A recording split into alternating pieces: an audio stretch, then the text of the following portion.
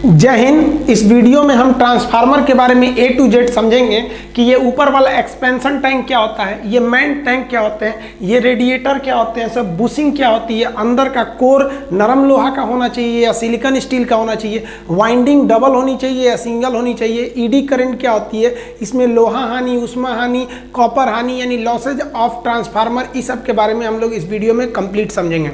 Transformer के ये main parts होते हैं, आप इनको समझ गए तो कोई भी क्वेश्चन आप सॉल्व कर सकते हैं। सबसे पहले बात करते हैं मेन टैंक की। मेन टैंक जो होता है खाली होता है, एक पूरा ऊपर से इसमें खाली होता है, इसी के अंदर ट्रांसफार्मर के हर एक पार्ट पुर्जा को रखे गए रहते हैं। इस टैंक में मेनली तीन चीजें होती हैं, एक होता है कोर और उसके बाहर की गई रहती है वाइंडिंग और उसमें भरा होता है नेफ्था ऑयल यानी तेल। अब इसके बारे में हम समझते हैं। सबसे पहले हम समझते हैं ट्रांसफार्मर का कोर क्या होता है। देखिए जो कोर होता है, कोर का मतलब मध्य भाग एकदम बीच का, ये कोर जो होता है वो नर्म लोहा का अमूमन बनाया जाता है और ये कोर होता है उसको मोटा किया जाता है, लेकिन एक ही लोहा लेकर मोटा नहीं करते हैं। जैसे यहाँ देखेंगे तो ये जिस पर मेरा मार्कर चल रहा है यही है आपका कोर, लेकिन एक खड़ा लोहा नहीं लेते हैं, इतना बड़ा खड़ा लोहा लेंगे तो दिक्कत हो जाएगा। उस कोर को मोटा करने के लिए पतला पतला पत्ती लिया जाता होगा। बचपन में आप ट्रांसफार्मर को खोल के इससे बहुत खेले होंगे, आप देखे होंगे इससे पत्तियों को लिया जाता है।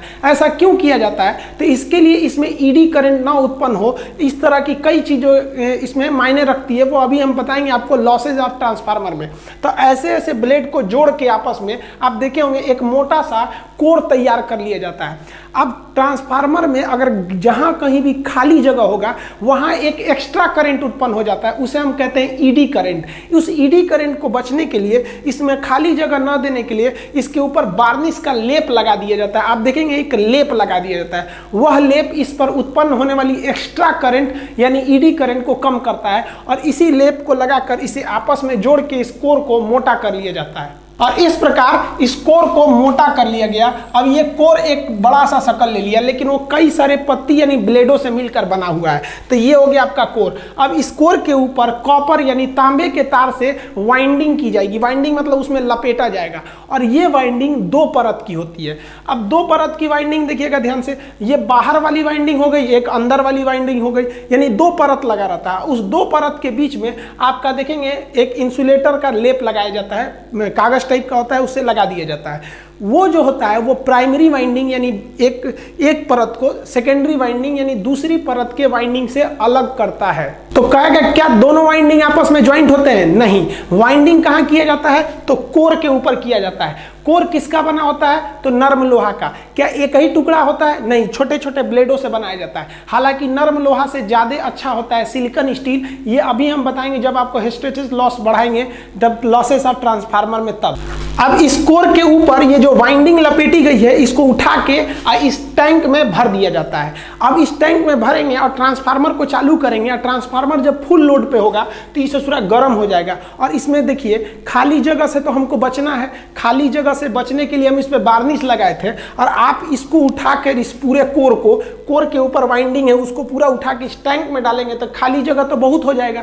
और खाली जगह छोड़ना नहीं है, वरना ईडी करंट हो जाएगा और ईडी करंट खुद ओरिजिनल करंट का विरोध करती है। तो ईडी करंट को हटाना है तो जगह को खाली नहीं छोड़ना है, जगह खाली ना छूट जाए, इसलिए जो मेन टैंक होता है इसमें तेल भर दिया जाता है। ये बहुत ही गाढ़ा मिनरल ऑयल होता है जिसे हम नेफ्था तेल कहते हैं। ये तेल मेन टैंक में भरा जाता है इसलिए ताकि इसमें खाली जगह ना बच जाए। जो कोर था उसके बगल में जो वाइंडिंग की गई थी उसके बीच में खाली जगह नहीं भरना चाहिए। ये जो तेल होता है ये डायरेक्ट आप मेन टैंक में नहीं भर सकते हैं। अब देखिए जब ट्रांसफार्मर ज़्यादा हीट होने लगता है ना तो इसमें हम लोग डबल टैंक का यूज़ करते हैं। देखिए ये जो हो गया ये तो मेन टैंक हो गया, इस मेन टैंक के ऊपर एक छोटा सा टैंक लगाया जाता है। ये दोनों टैंक आपस में जुड़े रहते हैं। इस छोटे से टैंक को कंजर्वेटर टैंक या एक्सपेंशन टैंक कहते हैं। यह बहुत ही जरूरी है ट्रांसफार्मर में, ये नहीं रहेगा तो ट्रांसफार्मर ब्लास्ट कर जाएगा। क्यों? कि जब ट्रांसफार्मर बहुत ज़्यादा देर तक चलता है या फिर ओवरलोड हो जाता है तो इसके अंदर हीट उत्पन्न होता लगता है, उष्मा, और इस वजह से ये तेल खौलने लगता है। अब आप बताइए दूध खौलेगा तो ऊपर उठेगा कि नहीं? अब आप बताइए ये मेन टैंक जो है, इस मेन टैंक को तो लोहे से वेल्डिंग करके पूरा बंद कर दिया गया और खौल के ऊपर उठेगा तो फाड़ देगा मेन टैंक को, ब्लास्ट कर जाएगा ट्रांसफार्मर पूरा। तो ट्रांसफार्मर ब्लास्ट न करे, इसलिए इसमें एक छोटा सा ऊपर और टैंक जोड़ दिया जाता है और उसे मेन टैंक से सप्लाई जोड़ दी जाती है। और इस जो ऊपर वाला जो एक्सपेंशन टैंक है, इस टैंक को हमेशा आधा भरा जाता है, पूरा नहीं भरा जाता है। अब आधा क्यों भरा जाता है समझिए, इसीलिए आधा खाली जगह छोड़ दिया जाता है कि ओवरलोड होने पे जब तेल गर्म होगा तो ऊपर उठेगा, तो इसे ऊपर उठने के लिए जगह रहना चाहिए ना, तो जगह बनाने के लिए आधा भरा जाता है। तो आप कहेंगे कि पूरे काहे नहीं छोड़ दिया ससुरा, खाली काहे नहीं छोड़ दिया। तो देखिए कभी कभी जब तेल की कमी होने लगती है, मान लीजिए ट्रांसफार्मर 6-7 महीने से मेंटेनेंस नहीं हुआ है, तो उसका कुछ तेल उड़ जाता है। अब तेल उड़ जाएगा तो इसमें तो तेल का लेवल नीचे आ जाएगा, और तेल का लेवल नीचे आया तो खाली जगह हो जाएगा, खाली जगह में ईडी करंट उत्पन्न हो जाएगी, तो फिर उस खाली जगह को कौन भरेगा।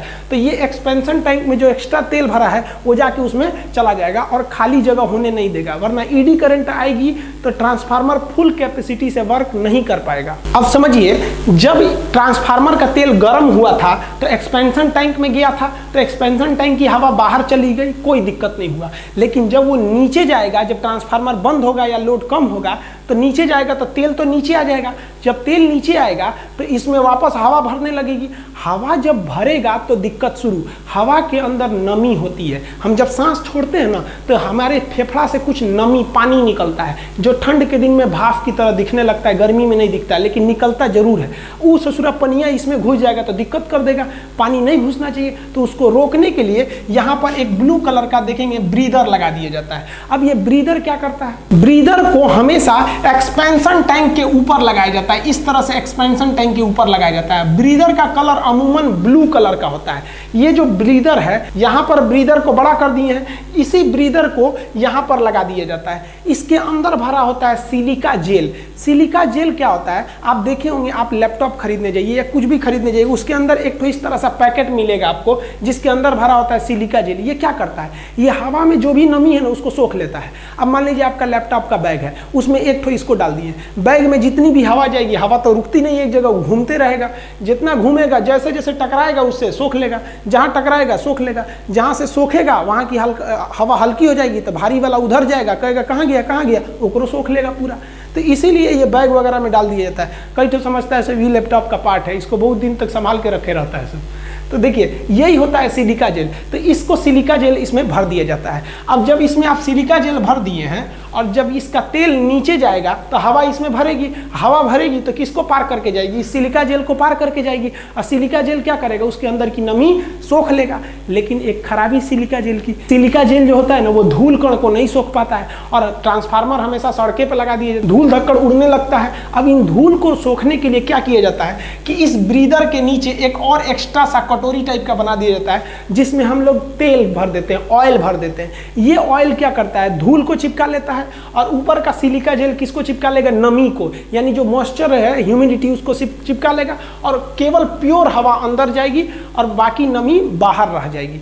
पूछेगा कि आपका ये जो ब्रीदर होता है ये कहाँ लगाया जाता है, तो हमेशा याद रखिएगा ब्रीदर मेन टैंक में नहीं लगेगा, और ये कहाँ लगेगा, एक्सपेंशन या कंजर्वेटिव टैंक के बाहर लगा रहता है। कंजर्वेटिव टैंक हमेशा आधा भरा होना चाहिए। ब्रीदर में कितने चीज का यूज करते हैं, तो 2 चीज का, एक सिलिका जेल, और सिलिका जेल के नीचे में देखिएगा ऑयल लगा होता है। ये ऑयल ये क्या करता है, धूल कण को रोकता है, और सिलिका जेल नमी को रोकेगा। अब ये ट्रांसफार्मर है, ये मेन टैंक है, ये एक्सपेंशन टैंक है, आइए ब्रीदर है। अब आप कहेंगे इस मेन टैंकों में तेल किधर से भरा जाता है, तो तेल इस एक्सपेंशन टैंक के ऊपर खाली जगह होता है, इसी में से तेल भरा जाता है और ये मेन टैंक में जाता है।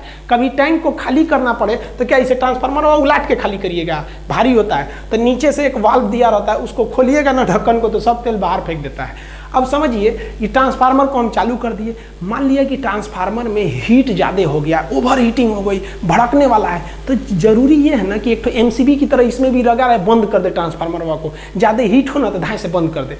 अब इसके लिए क्या किया गया, तो इसके लिए लगाया गया बुकुज रिले। ये एक मशीन है बुकुज रिले। बुकुज रिले में जो स्विच होता है ना उसको दाबना नहीं पड़ता है। ये एक ऐसा मशीन होता है ट्रांसफार्मर में जिसको इलेक्ट्रिक से कोई मतलब नहीं है। इसके अंदर एक स्विच होता है और वो स्विच को दबाने की क्षमता पारा में भर दिया जाता है। निचवा पारा रख दिया जाता है, स्विचवा ऊपर, जहां ज्यादा गर्मी होगा पारा जो होता है मरकरी गर्म होकर ऊपर के स्विचवा को दाब देगा, और जैसे दाबेंगे ट्रांसफार्मर की सप्लाई कट जाएगी। तो बुकुज रिले जो होता है ना, ट्रांसफार्मर में अलार्म बजा देता है, और ज्यादा हीट हो गया तब वो क्या कर देता है, ट्रांसफार्मर की सप्लाई को काट देता है। अब कहेगा ये बुकुज रिले में कैसे स्विच का प्रयोग होता है, तो बुकुज रिले में मरकरी यानी पारा स्विच का प्रयोग होता है। दूसरा, बुकुज रिले को कहाँ लगाया जाता है, तो याद रखिएगा बुकुज रिले को हमेशा जो एक्सपेंशन टैंक है और जो मेन टैंक है इनके बीच में लगाया जाता है बुकुज रिले को, ये हमेशा याद रखिएगा। जैसे यहाँ देखिए मेन टैंक है और ये आपका एक्सपेंशन टैंक या कंजर्वेटर टैंक है, तो उसके बीच में हम लगाते हैं बुकुज रिले, इसमें पारा यानी मरकरी स्विच का प्रयोग होता है।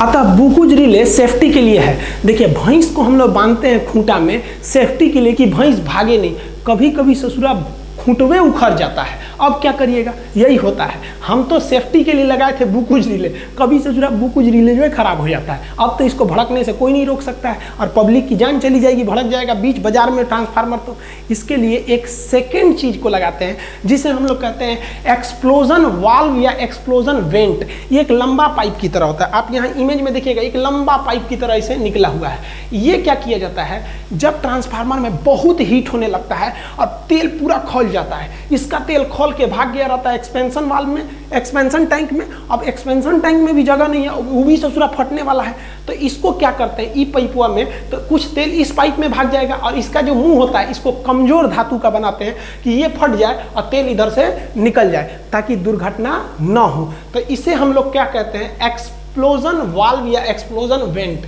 आजकल के नए ट्रांसफार्मर में इतना बड़का धोधड़ नहीं दे रहा है, छोटा सा वाल्व दे रहा है, जैसे कुकर का सीटी होता है, ज़्यादा हीट होगा ना तो उधर से फेंक देगा फिर बंद हो जाएगा, तो वो वाल्व आजकल के नए मॉडल में आ गया है। तो ट्रांसफार्मर में सेफ्टी के लिए बुकुज रिले और लास्ट सेफ्टी के लिए क्या होता है, एक्सप्लोजन वेंट या एक्सप्लोजन वाल्व।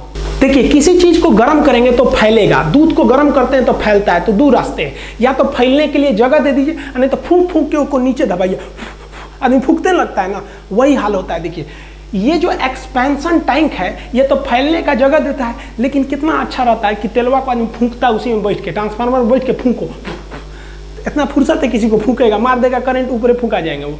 तो इसके लिए बना दिया जाता है हम लोग कूलिंग ट्यूब या फिर रेडिएटर। ये क्या होते हैं, आप ट्रांसफार्मर में देखिए ये जो साइड में ये निकला हुआ है ना इतना बड़ा सा, ये इतना बड़ा सा जाली टाइप का जो निकला है ये वाला हिस्सा, ये होता है आपका रेडिएटर, यही ठंडा करता है, इसको हम लोग कूलिंग ट्यूब कहते हैं। लेकिन कुछ में फैन भी लगे रहते हैं, बाद में बताएंगे। ये कूलिंग ट्यूब क्या होते हैं सर, देखिए ये ना होता है छोटे छोटे नली के होते हैं सर, ये छोटे छोटे ट्यूब जो होते हैं सब बहुत ज़्यादा होते हैं सर, बहुत ज़्यादा संख्या में छोटे छोटे ट्यूब को आपस में जोड़ दिया जाता है और इसका सब कनेक्शन ऊपर से दिया जाता है। देखिए इस मेन टैंक का जो ऑयल होता है गर्म होता है तो गर्म होकर इसमें जाने लगता है, और जब इसमें जाता है तो इस छोटे छोटे टैंक से, छोटे छोटे ट्यूब से नीचे गिरने लगता है, और ये धीरे धीरे नीचे गिरता है और एकदम छोटे छोटे ट्यूब से नीचे गिरता है। और ये जो ट्यूब होते हैं ये तो जालीनुमा होते हैं, और बाहर जब हवा लगती है तो उसको ठंडा कर देती है। जैसे थाली में खिचड़ी ले लीजिएगा एक के जगह, ठंडा नहीं होगा, तो तनी सा खिचड़िया को साइड में करके फैला दीजिएगा तो ठंडा हो जाएगा। यही काम करता है ये कूलिंग ट्यूब, इधर से गर्म तेलवा को लेके ऊपर से, और जो ट्यूब होते हैं बड़ी ज़्यादा संख्या में होते हैं, उस ट्यूब में थोड़ा थोड़ा मात्रा में तेल को गिराता है ताकि तेल का जो एरिया हो कम हो और हवा इस पे मारे तो वो ठंडा हो सके।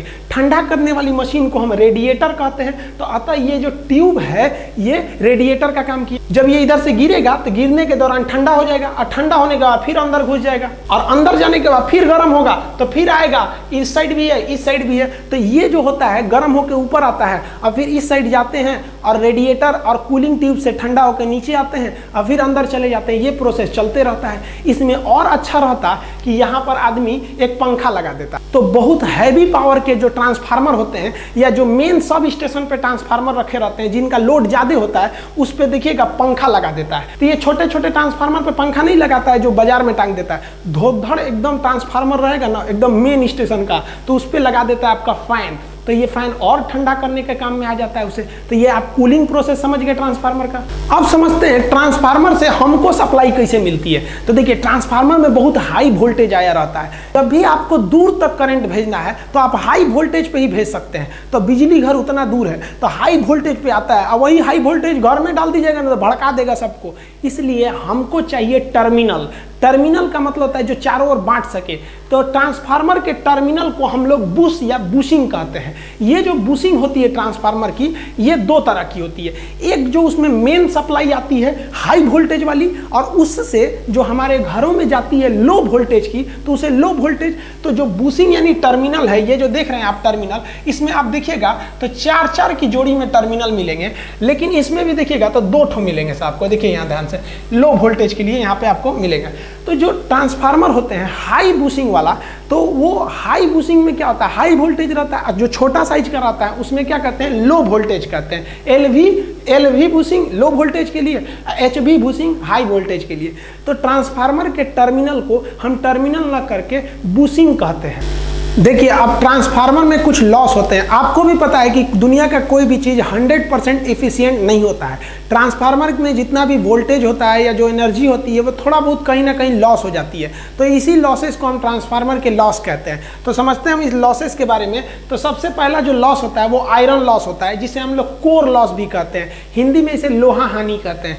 आपको बता दिए हैं, ट्रांसफार्मर का ये जो कोर होता है, ये नरम लोहा का होता है। तो इस कोर में ही कुछ हानियां हो जाती हैं, कुछ लॉस हो जाता है। उस लॉस को हम लोहा हानि कहते हैं। चूंकि कोर लोहा का बना होता है, इसलिए कोर हानि या लोहा हानि कहते हैं।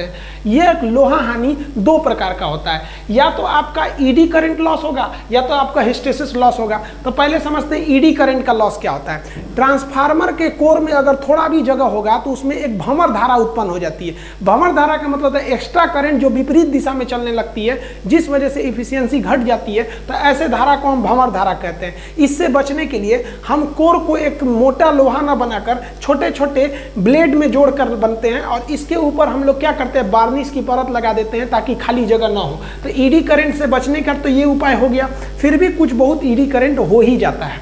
अब बात करते हैं हिस्टेरिसिस लॉस क्या होता है। आपको पता है कि जब कभी भी किसी धातु में, मान लीजिए फेरोमैग्नेटिक में, आप करंट सप्लाई करते हैं तो उसमें चुंबक का गुण आ जाता है, और करंट सप्लाई रोकते हैं तो चुंबक का गुण चला जाता है। अब चूंकि ट्रांसफार्मर एसी करंट पर काम करता है, तो इसमें बार बार इसकी दिशा बदलती रहती है। एक बार फेज होता है, इसे दिशा बदलती रहती है एसी करंट की। तो एक बार ये मैग्नेटिक होगा और एक बार मैग्नेटिक नहीं होगा। तो होता क्या है, जो आपका कोर होता है ये एक बार मैग्नेटिक होता है, एक बार नहीं होता है। तो इसके बीच जो गैप हो जाता है, इस कारण एक बार इलेक्ट्रॉन की दिशा इधर हो जाती है, एक बार इधर हो जाती है। तो इसी कारण एक ऊष्मा उत्पन्न होने लगती है, जिसे हम हिस्टेरिसिस लॉस कहते हैं।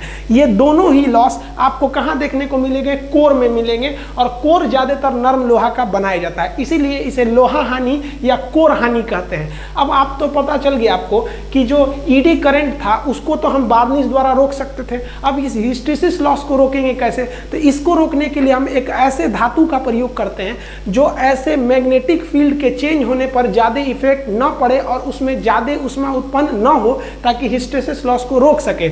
इसीलिए इसके जगह पर हम यूज करते हैं सिलिकॉन स्टील का। कहेगा सबसे अच्छा ट्रांसफार्मर का कोर किसका होता है, तो नरम लोहा मत बोलिएगा, तब आप कहिएगा सिलिकॉन स्टील। क्योंकि सिलिकॉन स्टील किस लॉस को रोक देता है, हिस्टेरिसिस लॉस को रोक देता है। और वार्निश और पत्ती किसको रोक लेता है, ईडी करंट लॉस को रोक लेता है। अब बात करते हैं ओमिक लॉस। आपको पता है ओम का नियम किससे संबंधित है, प्रतिरोध से। तो किसी भी चीज के अंदर, दुनिया का कोई भी मेटल है, धातु है, उसके अंदर धारा को रोकने वाला एक प्रतिरोध गुण है। वो धारा को रोकेगा, भले थोड़ा सा रोके, कुछ ना कुछ तो लॉस करेगा ना जी। तो इस लॉस को हम क्या कहते हैं, प्रतिरोध लॉस, या इसी को हम कहते हैं कॉपर लॉस। अब कॉपर क्यों कहते हैं कि कोई भी तार आप बनाइएगा उस कॉपर का ही जनरली बनाया जाता है। हालांकि सबसे अच्छा चालक तो चांदी का होता है, किंतु वो महंगा होता है, तो हम लोग कॉपर का यूज करते हैं। तो ओमिक लॉस को ही हम क्या कहते हैं, कॉपर लॉस कहते हैं। इससे भी धारा क्या होती है, लॉस हो जाती है। आप इसका प्रैक्टिकल एग्जांपल समझिए। मान लीजिए आपका बहुत बड़ा क्लासरूम है, जैसे मेरा क्लासरूम बहुत बड़ा है। अगर हम उस क्लासरूम को ऑफ कर दें, हर एक पंखा स्विच को ऑफ कर दें, तो क्या मेरा बिजली बिल आएगा? तब भी आएगा। क्यों? क्योंकि हमारे जो मीटर से क्लासरूम में जो तार गया है, उन सारे तार के अंदर करंट गया है, और हर एक करंट बल्ब, पंखा, एसी, कूलर, फ्रिज हर जगह गया है। मान लीजिए जहाँ जहाँ जो भी इक्विपमेंट है वहाँ वहाँ गया है। हम करंट काट दिए हैं तो बस ऑन नहीं हुआ है, लेकिन धारा तो गई है, और उस धारा को हमारे क्लासरूम में जितना तार सप्लाई है, वो तार क्या कर रहा है, उसको रोक रहा है, प्रतिरोध लगा रहा है। तो इस वजह से एक लॉस होगी, जिसे हम ओमिक लॉस या तांबा हानि या कॉपर लॉस कहेंगे। और इसी लॉस का बदला बिल के रूप में, बिजली बिल के रूप में बिजली कंपनी हमसे लेगी। तो इसीलिए आप अगर चाहते हैं कि बिजली बिल पूरा ना लगे, बहुत ज़्यादा बच जाए, तो जहां आपका मीटर शुरू हो रहा है वहीं पे कटआउट एमसीबी लगाया जाता है 4 पोल का, इसको गिरा दीजिए तो बिजली आपके क्लासरूम तक पहुंचेगा ही नहीं, वरना पहुंच जाएगा तो कॉपर लॉस होगा, आपका बिजली बिल आएगा। इसलिए 4 पोल के एमसीबी से आपको डायरेक्ट कटआउट गिराना पड़ता है। अब अगला लॉस समझते हैं, स्ट्रे लॉस। स्ट्रे लॉस क्या होता है? देखिए, लीकेज ऑफ फ्लक्स, जो चुंबकीय फ्लक्स होता है, चुंबकीय फ्लक्स मतलब चुंबक का झटका, तो चुंबकीय फ्लक्स जो होता है इसी से बिजली उत्पन्न होती है सब, तो चुंबकीय फ्लक्स भी कुछ लॉस हो जाते हैं। चुंबकीय फ्लक्स लॉस ना हो इसलिए जो बाइंडिंग की जाती है कॉपर की, वो एक परत के ठीक दूसरे परत उसके ऊपर रख दिया जाता है, बीच में एक पेपर लगाकर। तो फ्लक्स के गैप हो जाने से, लीकेज हो जाने से उस लॉस को हम क्या कहते हैं? Stray loss. तो ये लॉस समझ गए, ये बहुत ही कम होता है, ये तभी होगा जब ट्रांसफार्मर बहुत हैवी पावर का रहेगा, तभी स्ट्रे लॉस होता है। अब अगला जो लॉस होता है वो डाई इलेक्ट्रिक लॉस होता है। डाई इलेक्ट्रिक लॉस क्यों होता है? तो देखिए, ये मजबूरी में डाई इलेक्ट्रिक लॉस हो जाता है। हमको जगह जगह इंसुलेटर लगाना, यहाँ बार्निश का इंसुलेटर लगाना है ताकि ईडी करंट ना उत्पन्न हो, और यहाँ दोनों बाइंडिंग्स के ऊपर एक पेपर लगाना है। तो ये पेपर लगाएंगे तो कहीं ना कहीं ये धारा में रुकावट उत्पन्न करेगा। तो ये जो इंसुलेटर लगा होता है, तो इंसुलेटर के कारण, ड्यू टू इंसुलेटर जो लॉस होती है उसे हम लोग कहते हैं डाई इलेक्ट्रिक लॉस। तो ये आपके मेन लॉसेज हो गए आपके ट्रांसफार्मर के अंदर। अब एक अलग से लॉस आता है जिसको जनरली नहीं पड़ता है कोई, जिसे बोलते हैं मैग्नेटो स्ट्रिक्शन लॉस। ये मैग्नेटो स्ट्रिक्शन लॉस क्या है? ये नॉर्मल लॉस है। आप ट्रांसफार्मर के पास जाइएगा ना तो आपको एक घनघनाहट की आवाज सुनाई देगा, घन घन। इन्वर्टर चलेगा या कोई भी ट्रांसफार्मर देखिएगा ना, चलेगा ना तो उसमें एक आवाज सुनाई देगी, वो फैन की आवाज नहीं रहती है। देखिएगा, फैन नहीं भी रहेगा ट्रांसफार्मर में, जो सड़क के किनारे ट्रांसफार्मर लगाया रहता है उसमें जनरली फैन नहीं होते हैं, तो भी आपको घन घन एक आवाज सुनाई देगी। ये आवाज कोई उत्पन्न करने के लिए भी ना कोई ऊर्जा चाहिए, और ये ऊर्जा ट्रांसफार्मर बिजली से ही लेके दे देता है। तो एक साउंड उत्पन्न होता है। तो इस साउंड के उत्पन्न होने से एक लॉस होता है जिसे हम लोग कहते हैं मैग्नेटो स्ट्रिक्शन लॉस। तो ये ट्रांसफार्मर के अंदर टोटल लॉस हो गए। आई होप आप ट्रांसफार्मर समझ गए होंगे। ट्रांसफार्मर का न्यूमेरिकल प्रॉब्लम की प्रथम कुंडली में कितना होता है, द्वितीय कुंडली में कितना होता है, स्टेप अप और स्टेप डाउन में क्या अंतर होता है, ये सब समझा देंगे। आप एमसीबी को भी समझा देंगे। ये एमसीबी भी आप देखेंगे तो 4 टाइप के मिलेगा आपको, single pole, double pole, triple pole, 4 pole, इसके भी कई कैटेगरी हो जाते हैं। आप ट्रांसमिशन लाइन देखिएगा, हाई वोल्टेज के करंट को हम लोग इस टावर के द्वारा ट्रांसमिशन लाइन से भेजते हैं। इसके अंदर एक कोरोना इफेक्ट उत्पन्न होता है। अभी जो बीमारी चल रही है ना, इसमें पहले से है वो बीमारी। कोरोना इफेक्ट क्या होता है? ट्रांसमिशन लाइन का। और ये जो इंसुलेटर होते हैं क्यों लगाए जाते हैं? अब इंसुलेटर की संख्या गिनेंगे तो देखिए, इसमें ज्यादा डिस्क, डिस्क मतलब चक्री, इसमें ज्यादा दिख रहा है, इसमें डिस्क की संख्या ज्यादा है, इसमें डिस्क की संख्या कम है। तो हम क्या डिस्क को गिन के बता सकते हैं कि इस तार में कितना वोल्टेज है? हाँ, एकदम आराम से बता सकते हैं। तो मिलेंगे हम लोग नेक्स्ट वीडियो में, तब हम इसकी चर्चा करेंगे। तब तक के लिए जय हिंद।